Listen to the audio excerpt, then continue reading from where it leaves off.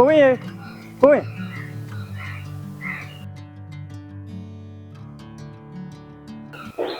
အားရအောင်ရဲ့ဒီလွယ်ကြီးပါလားဘယ်သွားဖို့လဲ ဆိုကိုဝင်းကိုလာနှုတ်ဆက်တာဗျအခုပဲရန်ကုန်သွားတော့မလို့ မင်းကစဉ်းစားပါအောင်လို့ပြောထားသေးတယ်ကွာ စဉ်းစားပြီးပါပြီကိုဝင်းရအဖေနဲ့မေလည်းမရှိတော့ဘူးဒီကမှနေစားလိုက်ပြီးလုံနေလို့လေကျွန်တော်ဘဝတိုးတက်လာမှာမို့အဲ့တော့ကျွန်တော်ဘဝတက်လာတဲ့ကျွန်တော်သွားမှဖြစ်မှာမို့လို့ မြို့မှာဆိုတာငါကြီးကောက်ကျင်တဲ့လူတွေအများများတယ်ဒိုးသားရဲ့လူတွေနေရာဆိုတာမရှိတော့ရှားတယ်ငါကြီး သိချပါကိုကြီးကျွန်တော်ဘယ်လောက်ပဲဆင်းရဲဘယ်လောက်ပဲဒုက္ခရောက်လူစရိုက်လို့တော့မလုပ်ပါဘူးဗျ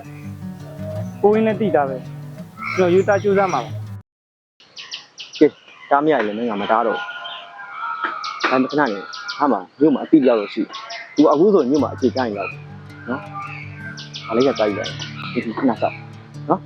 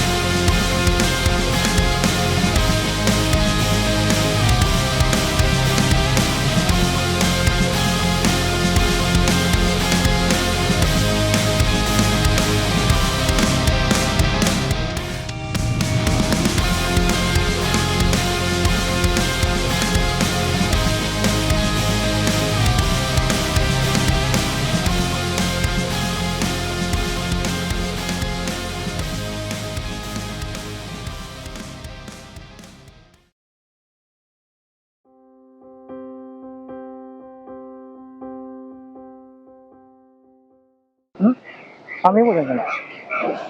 အောင်ပြဿနာကိုဘယ်လိုသွားရလဲမသိဘူးနော် အောင်သစ္စာလန်လာအောင်သစ္စာလန်ညီမသွားမယ်ဆိုရင်နည်းနည်းဝေးရညီမ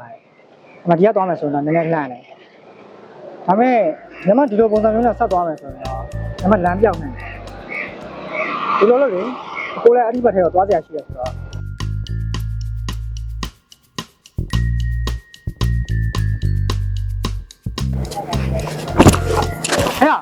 ဟဲ့လူတယောက်တော့မမြင်ဘူးလားတောက်မှမှာပဲကျွန်တော်မမြင်လို့ပါဗျအာယုံပဲဟာဒီမှာဟဲ့မင်းကဘာလို့ခေါ်လဲမင်းမလုပ်ဖို့စူးစမ်းနေဆိုငါအကုန်သိတယ်လမ်းပြောင်းနေတဲ့မိန်းကလေးကိုမင်းအဲ့လိုမျိုးလုပ်တာမကောင်းဘူးအေးနောက်ခါအဲ့လိုမျိုးငါရှင်းမှတွေ့မင်းရိုးရင်ငါအကုန်ချိုးပြစ်မယ်ဟဲ့ခုကျရင်ငါမျက်စိရှိရထွက်တော့ကွာ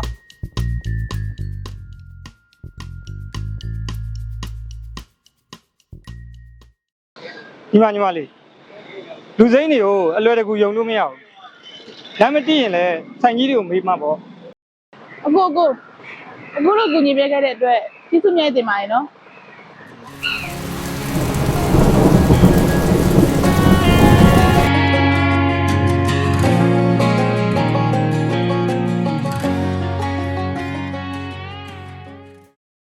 လိပ်စာတွေကအတိုင်းဆိုဒီအိမ်ပဲပေါ့အကိုရေအကို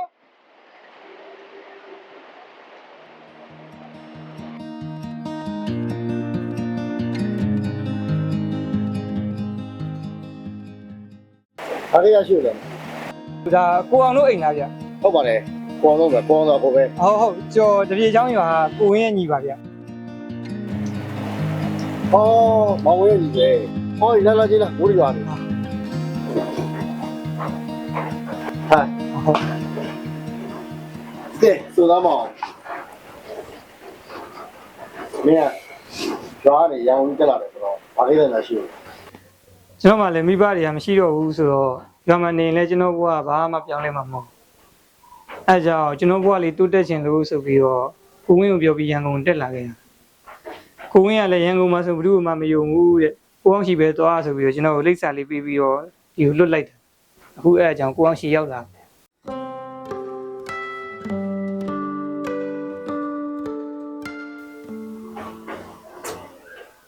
မောင်ဝဲဆိုတော့ငါရုံရပါမိဘတွေမရှိတော့လေဘာမှစိတ်လက်ချဘဝဆိုဒီလိုပဲငါမျိုးအလုပ်တစ်ခုရှာပေးမယ်အားလုံးစင်ပြေပါမယ်နော်ဘာမှစိတ်လက်မချဘူး ကျွန်တော်ဘလို့အလုပ်မျိုးပဲဖြစ်ဖြစ်ပြင်မဆင်းရဲခံနိုင်ပါရဲ့ တောင်းနေကွာအဲ့လိုစိတ်မျိုးရှိတာငါကြိုက်တယ် အဲ့ဖြစ်ဖြစ်မဲလို့ခုရဖို့အတွက်အခုရင်းမယ်အဲ့မတိုင်ရင်တော့မကြီးမှာပဲခဏတော့နေရောနော် ကျေးဇူးတင်လိုက်တာကိုခင်ဗျာကိုကကျေးဇူးတွေကျွန်တော်ဘယ်တော့မှမမေ့ပါဘူးပြီးတော့ဒီအိမ်မှာရှိတဲ့အိမ်မှုကိစ္စလေးကိုလည်းကျွန်တော်နိုင်လောက်ပူပြီးလုပ်ပေးအောင်ပါ ရပါတယ်ကွာပုံရညီဆိုတော့ငါညီပဲပေါ့မဲလည်းခေးရတယ်လူရက်လာတာဆိုတော့အေးလေးနားလိုက်ပေါ့ကွာအဲကြောင့်မှအလုပ်ကြောင်းနဲ့ဆက်ပြောကြ ဟုတ်ကဲ့ပါ ဒီမှာကိုယ်ကိုရတော့ဘောထားဘာမှအားနာကြ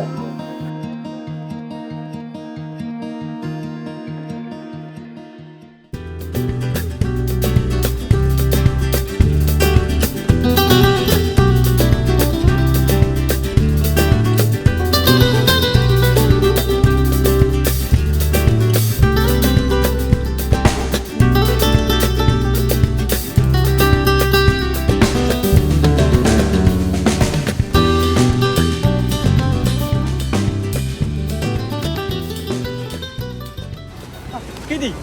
ဒီကေတီမလား နေအောင်ရဲ့ အေးငါအောင်ရဲလေဟာကြည်စမ်းမအောင်ဟာမြို့ရောက်တာကြားလို့လားမသိဘူးကိုတာစားတာစမတ်ကြလိုက်တာ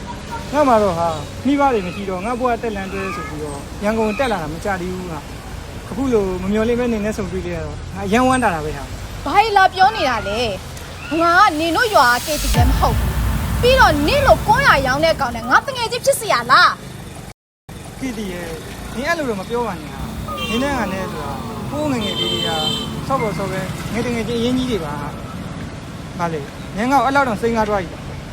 နေထင်းချင်းလို့ထင်ဟာဒီခေတ်ကြီးထဲမှာပတ်စံရှိမှအစင်တန်းရှိမှလူရဝင်တာဟဲ့နေရတော့လေ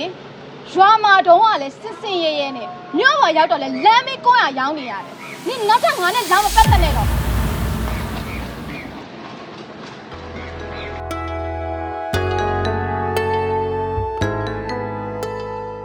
ဘဝရဲ့အခြေမတူမရှင်းသာရင်ကွယ်ပဲနာဆက်စရာအလိုကြငိုဆူငိုပြပါမယ်ကန်ဆက်စရာရဲ့လမ်းခွဲရမယ်စညို ဒီခေတ်ကြီးထဲမှာပတ်စံရှိမှအစင်တန်းရှိမှလူရဝင်တာဟဲ့ရွာမှာတုံးကလည်းစစ်စင်ရဲရဲမြို့ပေါ်ရောက်တော့လဲလမ်းမေး900ရောင်းနေရတယ်နေနောက်ထပ်ငါနဲ့လောင်းမပတ်သက်နဲ့တော့ ခွဲရမယ်စညိုရဲ့ကတမင်းနဲ့လွမ်းကပါရင်မဝီးမဲ့တဲ့ကျူတီနေသူပါ ဟောလေငါတော့ကိုယ်ကကောင်းနေပြီဘယ်လာခဲ့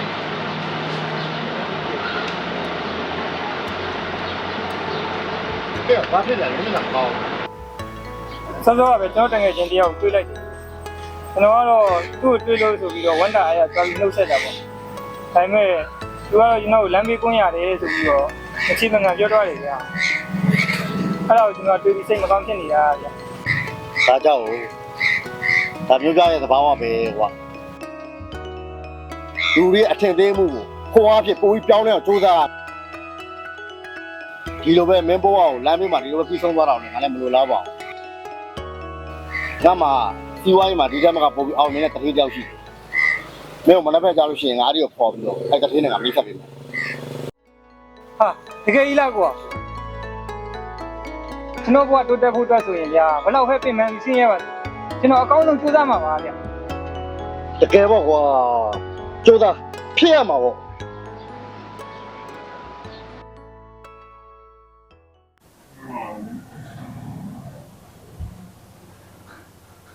ကိုကမင်းကိုယ်တိုင်ဒီကောင်လေးကိုအလုပ်လာတွင်းမိတယ်ဆိုတော့ငါတကယ်အံ့ဩတယ်ကွာမင်းကတောင်းလူဆိုရင်အမခံပေးတာမဟုတ်ဘူးဒါနဲ့ဒီကောင်လေးကဘာလို့လဲဘယ်ရလဲ ရွာကနေတက်လာတာလေရန်ကုန်မှာလဲလို့ချင်တယ်ဆိုလို့သူ့ရဲ့အကျင့်စာရနဲ့ပတ်သက်ပြီးကျွန်တော်အမှတ်ခံပါတယ်ဘဘုံမျက်စီမှာအောက်ချီကနေစပြီးလုပ်ဖို့ညာလေးတစ်ခုပေးပြီးတော့အလုပ်လေးလုပ်စီချင်ပါတယ် ကိုအောင်မင်းကအာမခံပေးတာတော့ဟုတ်တယ်ဒါပေမဲ့ငါစိတ်ခက်ကြည့်ရမင်းလည်းသိတယ်လေငါစိတ်ခက်နိုင်ဒီကောင်လေးလုံနိုင်ပါမလား ဟုတ်ကျွန်တော်ဘယ်လိုလုပ်မျိုးပဲဖြစ်ဖြစ်ဘယ်လောက်ပဲပြင်မှန်းပါစေကျွန်တော်ဇွဲရှိရှိစူးစမ်းပါမယ် အဲ့ဒီသမီးအပြင်သွားကြတယ်ရှိလို့ပြင်ပြီးနှစ်တိုင်းလောက်ထွက်ပေးပါဦး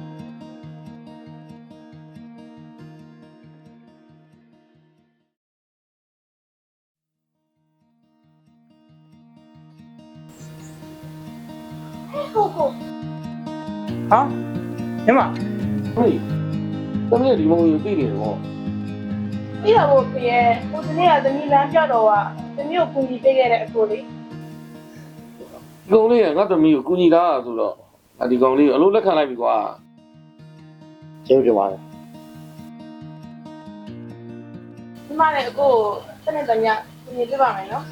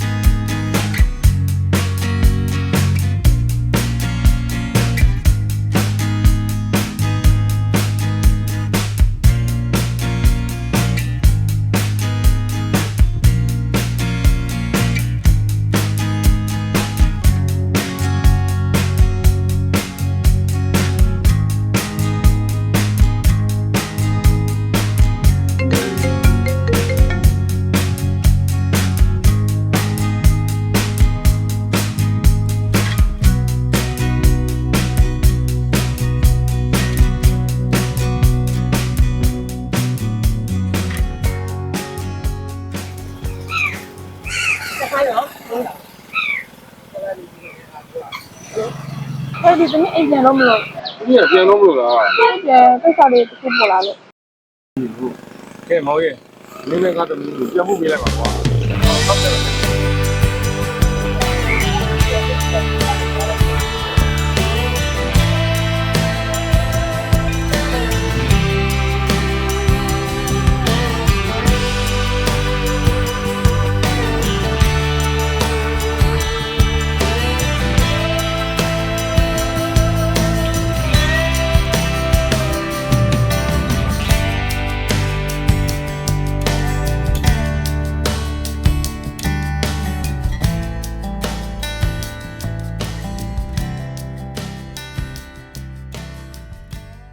ဟိုညီမကိုစကားလေးတစ်ခွန်းတော့ပြောချင်တယ် တော့လေကိုပါတော့ ကိုမောက်ချစ်နေတာကြာပြီ အတင်းရလိုက်လားရှင်းရှင်းရှင်းစကားပြောရတယ်ဆိုတော့ အညာသားဆိုတော့ဘယ်ပဲပြောတတ်လို့တောင်းဝင်ပါရနော်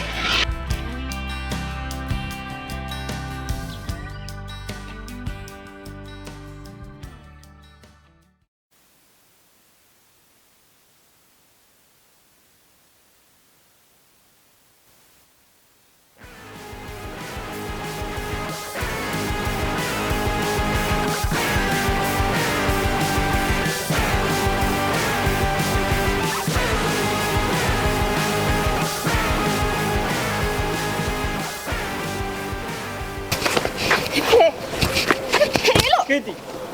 သင်ဘာဖြစ်လာလဲဩမင်းကိုဒီကငါမမောင်းတော့ရဒီမိမငါရှိရငွေလိန်ကမင်းသိလား ဟဲ့ငါညို့လာတိုင်းပြေးတယ်လေ ခဏလာတိုင်းပေးရဆိုလို့ရှိရင်ခဏငွေရကျုပ်ရှိမှာကြံနေပါမယ်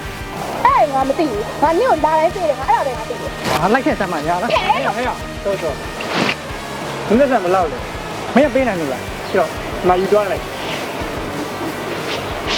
ဒီခါရရှိပြီနော်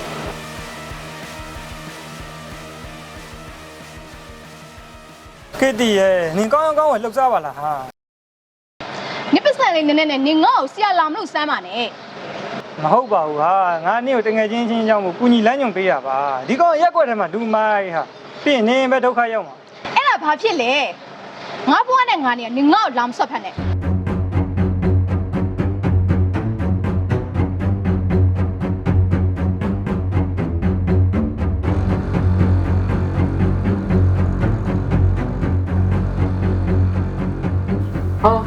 ကိုတို့ရောက်ပြီပါလား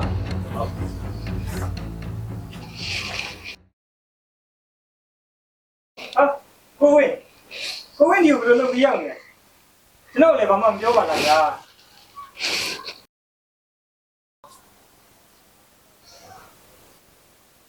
ကိုကြီးမင်းကိုတွေ့ကြည့်လို့စိတ်မချဘူးလိုက်လာခဲ့တာဒီကိုဒီရောက်တော့မှကိုအောင်ပြရလို့မင်းကြောင့်ကိုကြီးကြားပြီးတော့ကိုရန်ဝတ်တာတယ်ကွာ ဟုတ်တယ်မောင်ရဲကမင်းကိုရမင်းစိတ်မချတော့လေကြွားနေမှာမြို့ဒူးကတက်လာတာဗျာ သူကထိုးတဲ့လူငယ်လေးအခုဆိုရင်ကျွန်တော်ရဲ့ပြီးမှမရှိမဖြစ်လက်တော့လူငယ်လေးဖြစ်နေပြီအများကြီးတော့ဘာမှမကူနဲ့စိတ်ကဟုတ်ပြီလား ကျွန်တော်ညီလေးကိုခုလိုမြောင်မြောက်ပေးရတဲ့အတွက်ကျွန်တော်ရန်ကျေးဇူးတင်ပါတယ်ဗျာကျွန်တော်ညီလေးကဒီဘာတွေမရှိတော့တဲ့ချိန်ကစပြီးတော့အခုလိုအောင်မြင်လာတွေ့တော့ကျွန်တော်တက်တော့အကြီးမားဆုံးဆုလက်တစ်ခုလိုပါပဲဗျာ ကိုဝင်းရဲ့ကျေးဇူးတွေနဲ့ဒီကကိုအောင်နဲ့တသေးရဲ့ကိုညီမှုတွေကြောင့်ကျွန်တော်အခုလိုမျိုးဖြစ်လာတာပဲဒီတက်လည်းပို့ပြီးတော့အောင်မြင်အောင်ကျွန်တော်ဆက်ပြီးတော့ကြိုးစားအောင်ပါ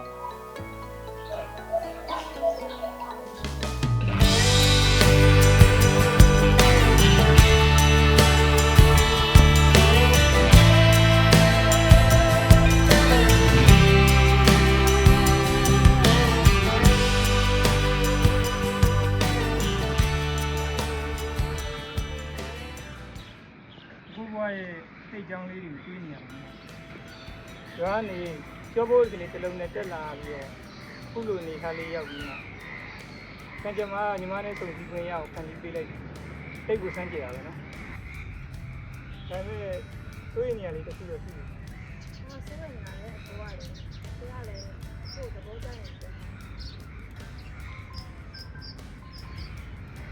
ကိုရင်ကညီမကိုပြောခဲ့တဲ့ချစ်စကားလေးလို့ညီမစုနေရှိတာအဖြစ်ကိုခုထိမကြားရလို့ရင်တုန်နေရတာပါညီမကိုပြန်ချစ်နိုင်မှာ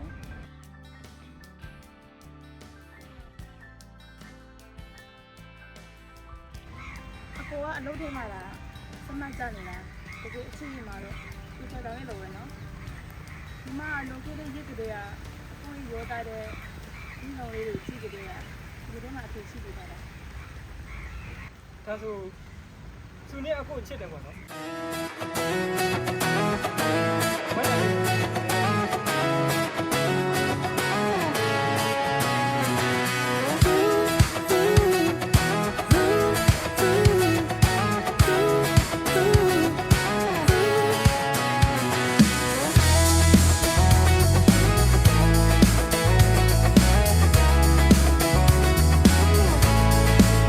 I got my head in the clouds so high, feet on the ground, but I အော် still အသိလိုက်လာစားပါ rules were made for someone else နစ် to ပစံလေးန try. ည်းနည်းနဲ့ Not တွေ့သွားလို့ me, not me. They said slow down, son, take your time. လူရဲ့အဖြစ် But I was အော်ပေါ်ပါ born ဒါ running တော့ every stop sign. Sky is the limit, no chance to hold. ဒီရောက်တယ်အားလုံးဒီရလည်းကောင်း ဟာကို